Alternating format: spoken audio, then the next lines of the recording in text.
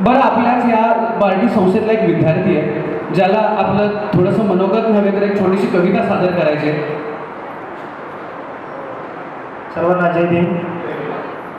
आजच्या या पवित्र दिवशी आपण सर्वजण एकत्र जमलो. आम्हाला या सर्वांचं मार्गदर्शन मॅडम आदरणीय प्रकाशजी गुंजाडे सर या सर्वांच्या मार्गदर्शनातून आम्ही घडलो. तर डॉक्टर बाबासाहेब आंबेडकरांवरती मी एक छोटीशी कविता लिहिली तुमच्या पुढे सादर करतो. या पवित्र मातीत भीम जन्माला आला, या पवित्र मातीत भीम जन्माला आला, या जीवनाची क्रांती करून गेला.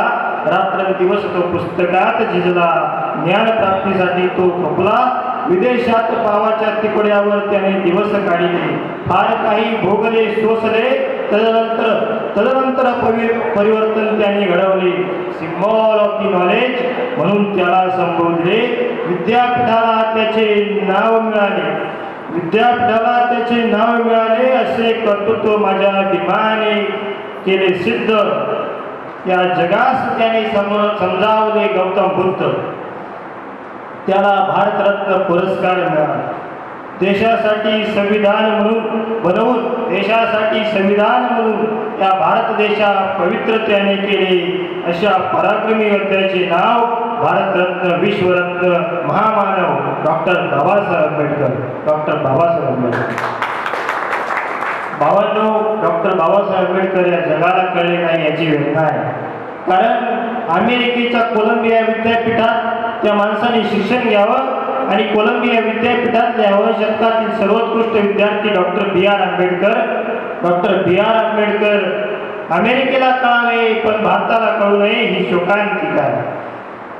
अमेरिकेच्या राष्ट्राध्यक्ष बराक ओबामांनी त्यांचा पुतळा उभा करावा आणि पुतळ्याच्या खाली symbol of the knowledge Bharat Ratna doctor Babasaheb Ambedkar असं लिहावं.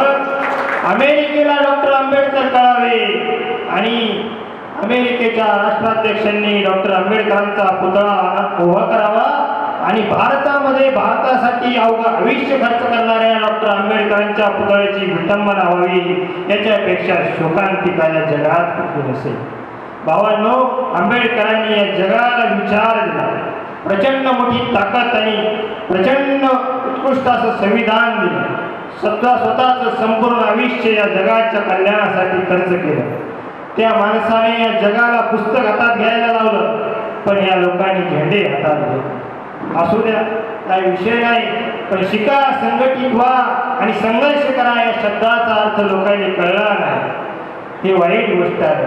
विद्या, प्रज्ञा, करुणा, शील, मैत्री काय असते ते आजही जगाला कळत नाही. ते जगाला कळावं म्हणून इतिहासाच्या पानात मातीच्या कणाकणात डॉक्टर बी आर आंबेडकरांचा इतिहास लपलेला आहे. तो वाचता आला पाहिजे, पाहता आला पाहिजे, ऐकता आला पाहिजे. धन्यवाद.